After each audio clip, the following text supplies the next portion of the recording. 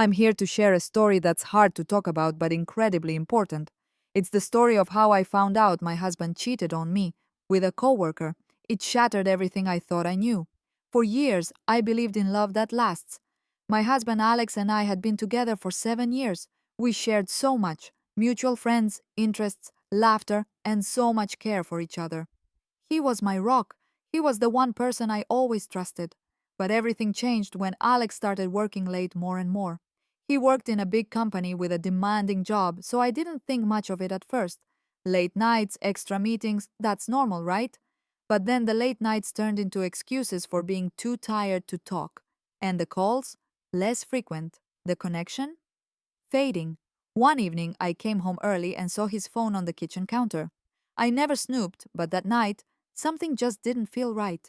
A message flashed on his screen.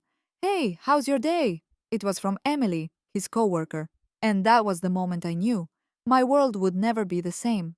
I asked him about it, trying to keep calm. He brushed it off at first, saying, "She's just a colleague. Nothing serious." But his eyes gave it away. He couldn't look at me the same way. That's when I decided I needed to know the truth.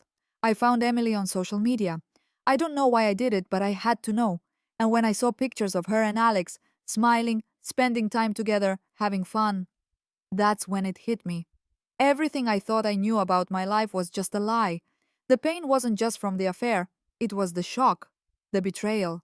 My entire world, my sense of security was shattered. I confronted him.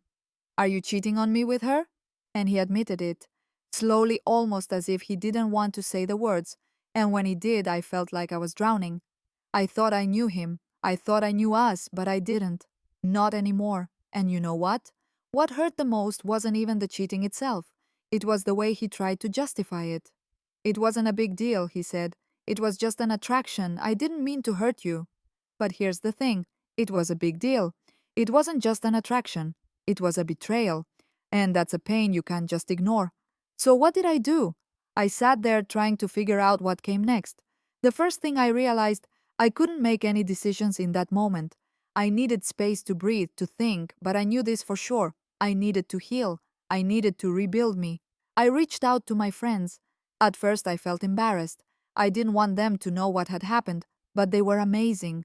They reminded me that I didn't deserve to be treated this way, that I didn't have to apologize for feeling hurt, and most importantly, they reminded me that I wasn't alone.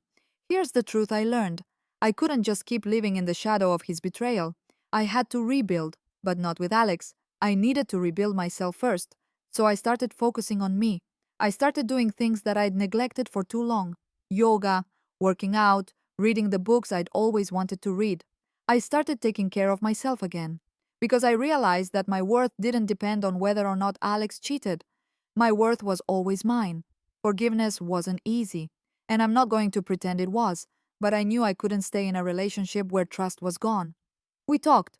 He apologized. He wanted to fix things. But the truth is, I didn't know if I could ever trust him again.